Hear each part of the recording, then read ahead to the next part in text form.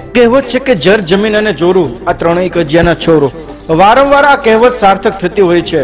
ત્યારે વાત કરીએ બોટાદ શહેરના હણકુઈમાં મદ્રેસા પાસે રહેતા ઇમરાનભાઈ ફરીદભાઈ અને તેના ભાઈ ઇરફાનભાઈ પર ગત રાત્રિના સમયે સબીહા હોસ્પિટલ પાસે પરવેજ ઉર્ફે ટીમ અને અન્ય બે શખ્સો દ્વારા છરી વડે હુમલો કરતા બંને ભાઈઓને ગંભીર ઇજાઓ થતા સારવાર માટે હોસ્પિટલ ખસેડવામાં આવ્યા હતા. જેમાં ઇરફાનભાઈ ફરીદભાઈનું ગંભીર ઇજાઓ થતા સારવાર દરમિયાન મોત નીપજેલ. જે બનાવ અંગે પોલીસ દ્વારા જણાવેલ કે મરણ જનાર ઇરફાનભાઈની પત્નીને આરોપી પરવેજ ઉર્ફે ટીમ એક મહિના પહેલા ભગાડી ગયેલ, જે અંગે બંને વચ્ચે ઝઘડો ચાલી રહ્યો હતો, જેને લઈ ગઈકાલે રાત્રે આ ઝઘડો હત્યામાં સામેલ થયો હતો.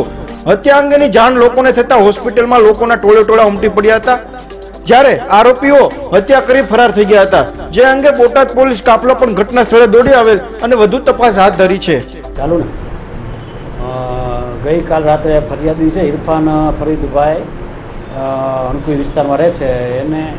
એનો ભાઈ છે ઇમરાન, એની પત્નીને આરોપી પરવેજ ઉર્ફે પિમ કરીને છે, જે હણકુઈમાં રહે છે, 1-1.5 મહિના પહેલાં લઈને ભાગી ગયેલો.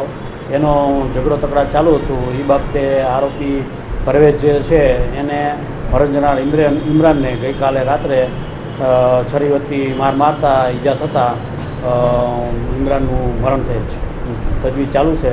મરણ જનારનું પીએમ થઈ ગયેલ છે. લાશ સોંપી દીધેલ છે.